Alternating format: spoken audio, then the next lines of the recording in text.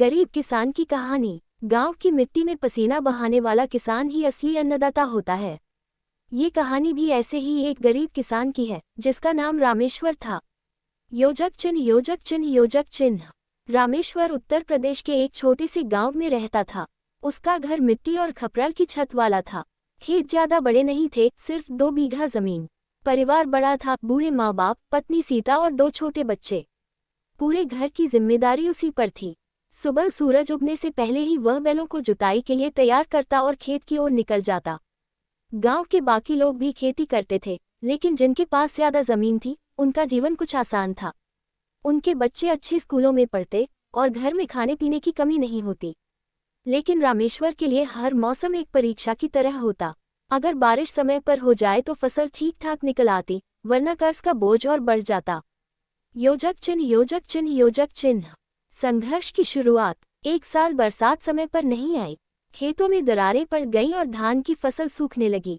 रामेश्वर ने पूरी मेहनत की, दिन रात खेतों में पानी डालने की कोशिश की, लेकिन छोटी मोटर और सीमित साधनों से बड़े खेतों की प्यास नहीं बुझाई जा सकी। फसल आधी भी नहीं हुई। कर्जदार साहूकार रोज दरवाजे पर आकर पैसे मांगने लगा।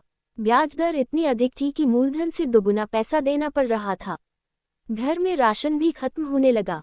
बच्चे भूखे रोते तो रामेश्वर का दिल तड़प उठता। पत्नी सीता अक्सर कहती, अब शहर चलो, मजदूरी कर लेंगे, कम से कम बच्चों का पेट तो भरेगा। पर रामेश्वर गांव छोड़ना नहीं चाहता था। वह मानता था कि जमीन ही उसका असली सहारा है। योजक चिन्ह योजक चिन्ह योजक चिन्ह। उम्मीद की किरण। इसी बीच गांव में सरकार की नई योजना आई। कहा गया कि किसानों को सस्ती दर पर बीज और खाद दी जाएगी, साथ ही सिंचाई के लिए बिजली कनेक्शन भी मिलेगा। रामेश्वर के मन में नई उम्मीद जगी। उसने सोचा, अगर अगली फसल अच्छी हो गई तो सारे कर्ज चुकता कर दूंगा। उसने मेहनत दोगुनी कर दी।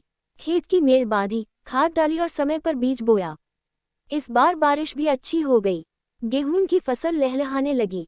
जब सुनहरी बालियां हवा में झूमती तो रामेश्वर की आंखों में चमक आ जाती। फसल कटाई के समय पूरा परिवार मिलकर खेत में काम करता। बच्चे भी उत्साह से माँ बाप का साथ देते। आखिरकार कई सालों बाद भरपूर उपज हुई। अनाज बेचकर रामेश्वर ने सबसे पहले साहूकार का कर्ज चुकाया।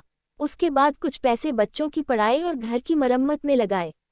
योजक चिन्ह योजक चिन्ह योजक चिन्ह।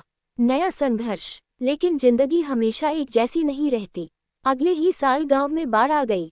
नदी का पानी खेतों में घुस आया और सारी फसल बर्बाद हो गई। रामेश्वर फिर से टूट गया। बाढ़ के बाद गांव में बीमारियां फैलने लगी। रामेश्वर का छोटा बेटा भी गंभीर बुखार में पड़ गया।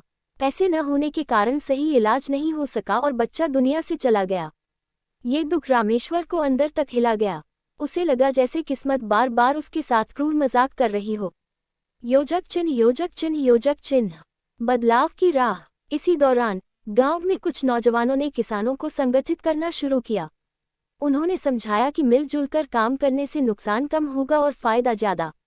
सहकारी समिति बनाई गई जहां किसान मिलकर बीज, खाद और दवाइयां खरीद सकते थे और फसल का अच्छा दाम पा सकते थे। रामेश्वर भी इस समिति से जुड़ गया। धीरे धीरे उसकी सोच बदलने लगी। उसने तय किया कि बच्चों की पढ़ाई पर विशेष ध्यान देगा, ताकि उन्हें वही कठिनाइयां न झेलनी पड़े जो उसने झेली थी। बेटी स्कूल में अच्छे अंक लाने लगी। शिक्षक कहते कि वह आगे चलकर डॉक्टर बन सकती है। ये सुनकर रामेश्वर की आंखों में गर्व के आंसू आ जाते। योजक चिन्ह योजक चिन्ह योजक चिन्ह। अंत। रामेश्वर की जिंदगी आसान नहीं हुई, लेकिन उसने संघर्ष से लड़ना सीख लिया। कभी सूखा, कभी बाढ़, कभी कर्ज, हर मोड़ पर कठिनाई आई, मगर उसने हार नहीं मानी। वह मानता था कि असली किसान वही है जो मिट्टी से रिश्ता बनाए रखे और हर हाल में मेहनत करता रहे। उसके जीवन की कहानी गांव के कई लोगों के लिए प्रेरणा बन गई। गरीब होने के बावजूद रामेश्वर ने ईमानदारी और परिश्रम से जीना सीखा। उसके शब्द थे, किसान की जिंदगी कठिन हो सकती है, लेकिन उसकी मेहनत ही सबका पेट भरती है।